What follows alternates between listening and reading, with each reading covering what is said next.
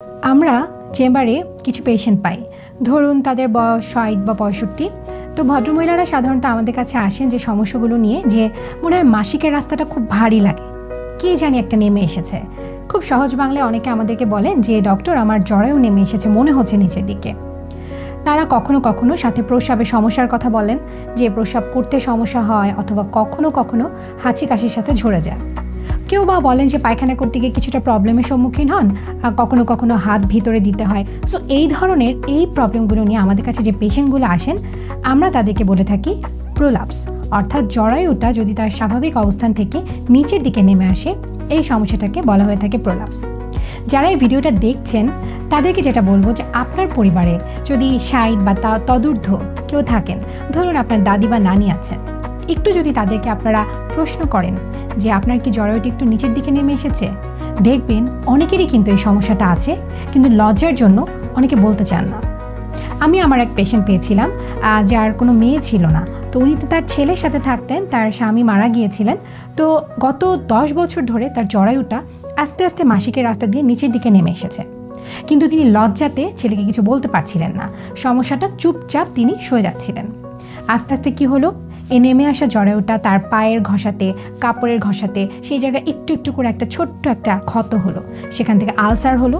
এবং যখন সেই আলসারটাতে ভীষণ ইনফেকশন হয়ে গিয়েছে, তখন তিনি তার ছেলেকে না বলেই পারলেন না, এবং তার ছেলে আমাদের কাছে আনার পর আমরা দেখলাম তার জরায়ুটা নেমে এসেছে, যেটাকে আমরা বলে থাকি প্রোলাপস। এই প্রোলাপসটা আসলে কেন হয়ে থাকে, আমরা যদি একটু সহজভাবে চিন্তা করে দেখুন মহিলাদের ক্ষেত্রে কি হয়। সামনে প্রস্রাবের থলি, মাঝে জরায়ু এবং পিছনে পায়খানার রাস্তাটা থাকে, এবং এই তিনটা জিনিস কিন্তু একটা শক্ত সাপোর্টের উপরে এখানে সাপোর্ট পেয়ে থাকে। এটাকে আমরা কি বলে থাকি জানেন? এটাকে আমরা বলি পেলভিক ফ্লোর। অর্থাৎ একটা ফ্লোর যেমন আমাদেরকে সাপোর্ট দেয়, আমরা এই ফ্লোরের উপর হাঁটতে পারছি, একইভাবে প্রস্রাবের থলি, আমাদের জরায়ু এবং পায়খানার রাস্তায় তিনটা একটি ফ্লোরের উপরে সাপোর্ট পেয়ে থাকে। এখন কেন তাহলে আমাদের এই জরায়ুটা নেমে আসতে পারে?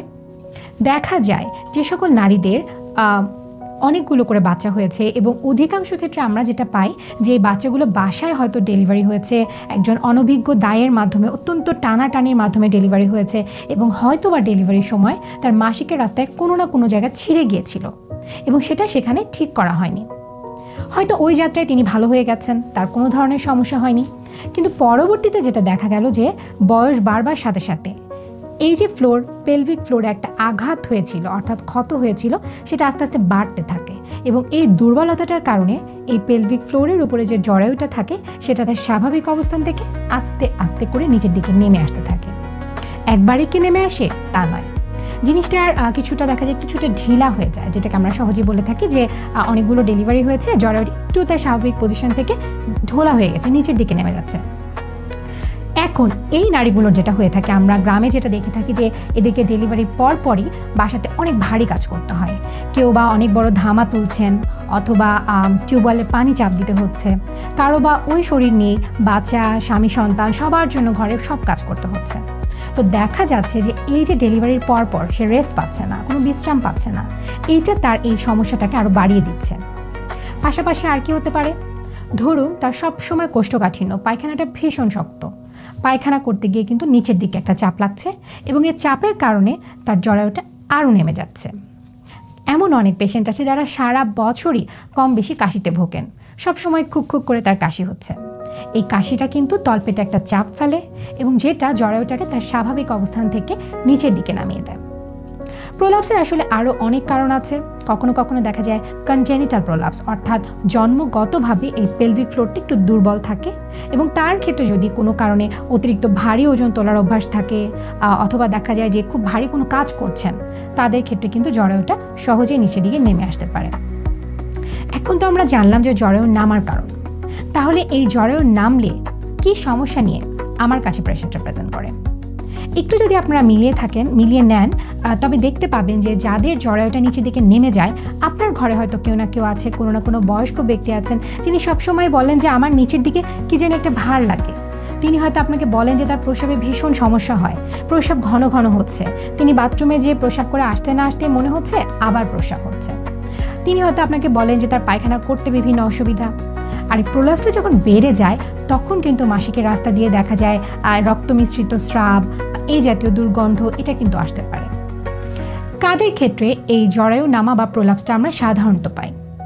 খুব কম বয়সে যদি কারো জরায়ু মানে ডেলিভারির রাস্তা দিয়ে বাচ্চা হয়ে থাকে এবং সেখানে যদি কোনো আঘাত পেয়ে থাকেন, পাশাপাশি ধরুন তার সবসময় কোষ্ঠকাঠিন্য অথবা কাশির সমস্যা ছিল, ভারী কাজ করার অভ্যাস ছিল, তাদের ক্ষেত্রে একটা বয়সে, যেমন ধরুন মাসিক যখন বন্ধ হয়ে যায় অর্থাৎ 50 বা 55 দিকে, এই যে আমাদের পেলভিক ফ্লোর যেটার কথা বলছিলাম, এটার ক্ষমতাটা আস্তে আস্তে হরমোনের অভাবে এটা আরও ঢোলা হয়ে যায় এবং তখন জরায়ুটা নেমে আসার সম্ভাবনাটা অনেক বেড়ে যায়। অর্থাৎ জরায়ু নামা বা প্রোলাপসের প্রবলেমটা আমরা সাধারণত পাই মেনোপসাল, অর্থাৎ যাদের মাসিক বন্ধ হয়ে গিয়েছে তাদের ক্ষেত্রে।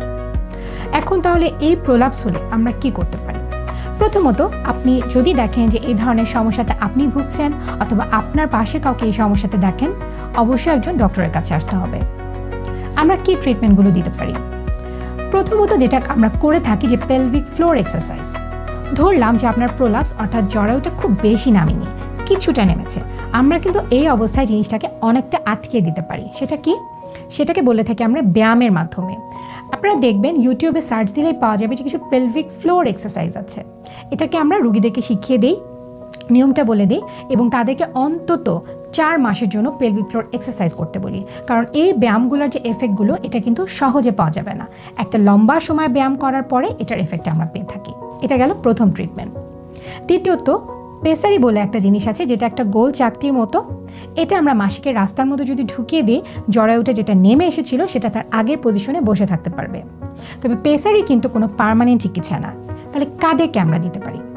ধরুন একজন নারী, তার বয়স 75 বা 80, তার জন্য একটা অপারেশন খুবই ঝুঁকিপূর্ণ, অথবা এমন একজন পেশেন্ট যিনি চান না এখন অপারেশন, অথবা এমন একজন পেশেন্ট যিনি আরও 4-5 মাস ওয়েট করতে চান, তাদের ক্ষেত্রে কিন্তু পেসারিটা খুব ভালো একটা ট্রিটমেন্ট হতে পারে। এটা তাদেরকে একটা সাময়িক রিলিফ দিবে। আরেকটা যেটা আছে সেটা হচ্ছে অপারেশন। আমরা মাসিকের রাস্তা দিয়ে অপারেশন করে এই যে ত্রুটি যেটা তৈরি হয়েছে অর্থাৎ জরায়ুটা নেমে আসার সমস্যা, সেটাকে আমরা ঠিক করতে পারি।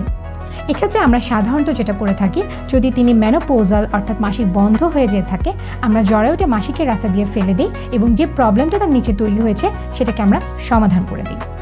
আর অনেকের ক্ষেত্রে এমন আছে, ধরুন বয়স 40, এখন তিনি জরায়ু ফেলতে প্রস্তুত নন, তাদের জন্য কিন্তু চিকিৎসা আছে। সেক্ষেত্রে আমরা জরায়ুটাকে ঠিক পজিশনে রেখেই মাসিকের রাস্তাটাকে ঠিক করে দিতে পারি, যাতে এই যে নেমে আসার যে প্রবণতাটা এটা যেন আর না হয়। এই তো গেল প্রোলাপসের ট্রিটমেন্ট। ভিডিওটা করার মূল উদ্দেশ্য হচ্ছে আপনাদেরকে সচেতন করা।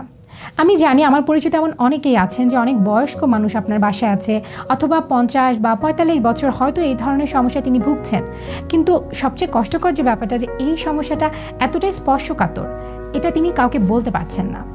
তো এই সমস্যাটা যদি তিনি আপনার কাছে বলে থাকেন, অথবা আপনি যদি তাকে জিজ্ঞাসা করে জানেন যে তিনি এই সমস্যাটাতে ভুগছেন, অবশ্যই ডক্টরের কাছে নিয়ে আসবেন এবং তার যথার্থ চিকিৎসা করতে হবে। ধন্যবাদ।